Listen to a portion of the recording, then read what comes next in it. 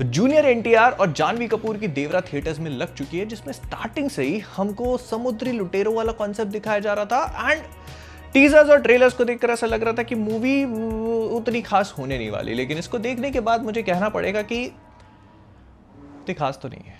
Now हल्के फुल्के synopsis से शुरू करेंगे और इसमें थोड़े से माइनर स्पॉयलर्स हो सकते हैं, आपको पहले ही वार्न कर देता हूं, लेकिन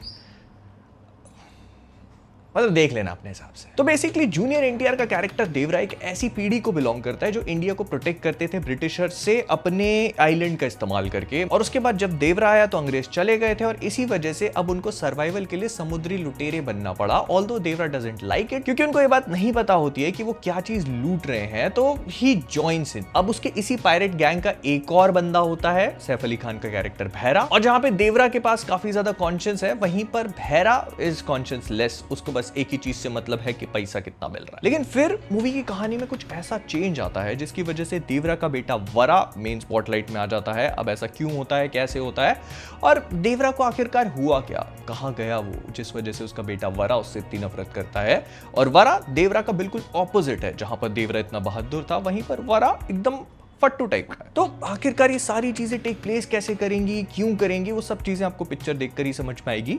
लेकिन अगर डायरेक्शन पे बात करी जाए तो डायरेक्टर साहब ने काफी सारी चीजें सोची इस मूवी को लेकर। सबसे पहले तो जिसका पूरा प्रेमाइस था वो बहुत इंटरेस्टिंग है। इससे पहले तक जब भी ये समुद्री लुटेरे वाले पूरे कॉन्सेप्ट को इंप्लीमेंट करने की कोशिश करी गई है हमारे देश में, तो वो पायरेट्स ऑफ द कैरिबियन की कम और थग्स ऑफ हिंदुस्तान की याद ज्यादा दिलाता है। एंड जब इनिशियली इसके टीजर्स और ट्रेलर्स देखे तो वो ऐसा लग रहा था कि इसमें भी हमको थग्स ऑफ हिंदुस्तान वाली वाइब ज्यादा आएगी। लेकिन कहीं ना कहीं जब मूवी स्टार्ट होती है तो आपको समझ में आने लगता है कि नहीं, मेहनत तो करी गई है, उन लोगों ने एक प्रोडक्शन सेट खड़ा किया है और फिर वो कंटेनर्स को लूटने वाली जो पूरी चीज दिखाई गई है वो मूवी में मल्टीपल टाइम्स होती है। एंड ऑल्दो आपको उनका एफर्ट नजर आएगा, क्योंकि ये सारी चीजें रात में टेक प्लेस करती हैं, तो लाइटिंग वगैरह और उसके साथ में पानी की वेव्स को भी दिखाना, तो वीएफएक्स, सीजीआई, इन सब का एफर्ट मूवी में नजर आता है। लेकिन फिर भी वो एक आर्टिफिशियलिटी मेंटेन रहती है। आपको ये लगता है कि ये असली में नहीं हो रहा है, किसी सेट के अंदर आर्टिफिशियल लाइट लगाई गई है जिस वजह से रात में इतना उजाला है, समुद्र भी नकली सा लगता है। बेसिकली जितने भी समुद्र के रात वाले शॉट्स हैं वो बहुत नकली से फील होते हैं। बट हाँ, मैं ये चीज भी बोलना चाहूंगा कि after a while you are kind of okay with it, क्योंकि ये जो कुछ भी हो रहा है इससे आपको समझ में आने लगता है कि हाँ, आर्टिफिशियल तो है लेकिन उनका वर्ल्ड इसी तरह से ऑपरेट करता है, आई गेस। और इसी के साथ में मूवी के जितने भी एक्शन सीन्स है वो मूवी का एक डेफिनेट पेस मेंटेन करके रखता है और उनको काफी अच्छी तरीके से बनाया गया है, अगर आप वायर वर्क के साथ ओके हो तो। क्योंकि मूवी में डेफिनेटली बहुत ज्यादा वायर वर्क है और उस चीज को वो मासी एंट्रीज देने के लिए यूज किया है। लेकिन पर्सनली मुझे वो इतना ज्यादा इंपैक्टफुल नहीं लगता। ऐसा लगता है कि मूवी से वो रियलिज्म को खींच लेता है and that is what happens in this movie as well. और जब तक मूवी में आपको एक्शन देखने को मिलेगा you will kind of like it. आपको ऐसा लगेगा कि नहीं, मूवी अच्छी चल रही है, मूवी को देखने में मजा आ रहा है। लेकिन एज सून एज ये लोग स्टोरी पे प्रोग्रेस करते हैं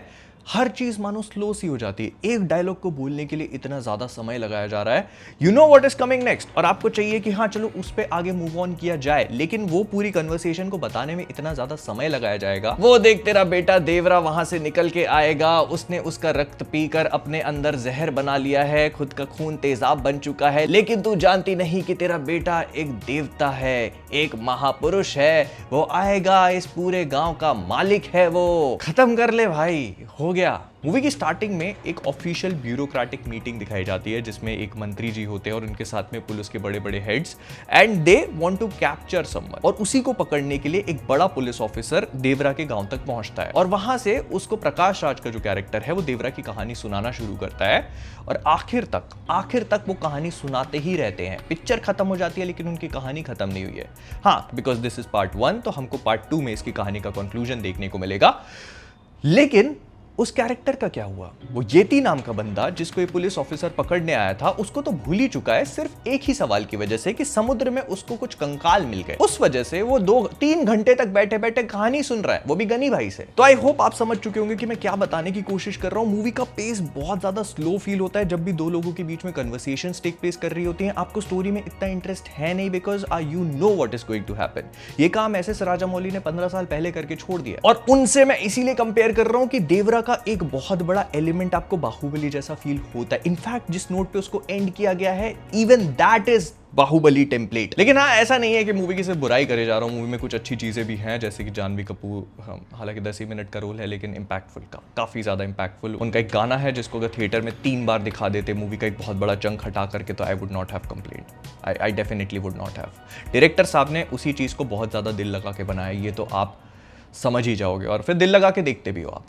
आई am speaking too long on this, I know, but कला के कदरदान तो सभी हैं। तो मैं आपको कुछ चीजें बता देता हूं जिससे आप डिसाइड कर लोगे कि मूवी आपको देखनी चाहिए या नहीं। सबसे पहले तो अनिरुद्ध का बैकग्राउंड स्कोर अच्छा है, उन्होंने इस मूवी में दिया, तो बहुत सारी चीजों को आउटशाइन कर जाता है और आपको समझ में आता है कि हाँ, मूवी बिल्डअप करने की कोशिश कर रही है। स्पीकिंग ऑफ विच, मूवी बहुत ज्यादा बिल्डअप करती है। मूवी में इतना ज्यादा बिल्डअप है, किसी भी चीज को दिखाने के लिए इतना समय लिया जाता है कि आपके पेशेंस को टेस्ट करती है मूवी। फिर इसके बाद मूवी में लंबी लंबी कन्वर्सेशंस हैं, यूनिवर्स को बिल्ड करने की कोशिश करी जा रही है, कहानी को टाइम दिया जा रहा है, कहानी को बिल्ड करने की कोशिश करी जा रही है। If you are okay with it, तो ये मूवी आपके लिए है। फिर जिस तरीके से एक टिपिकल तरीके से कुछ सारी मूवीज में दिखाया जाता था आज से 10-15 साल पहले, उस तरीके से बहुत सारी चीजों को किया गया है। एक कैरेक्टर को इतना ज्यादा बढ़ा चढ़ा के बताया जाता है, उसकी बातों को इतना ज्यादा हाइप अप किया जाता है। If you are okay with that, तो ये मूवी आपके लिए है।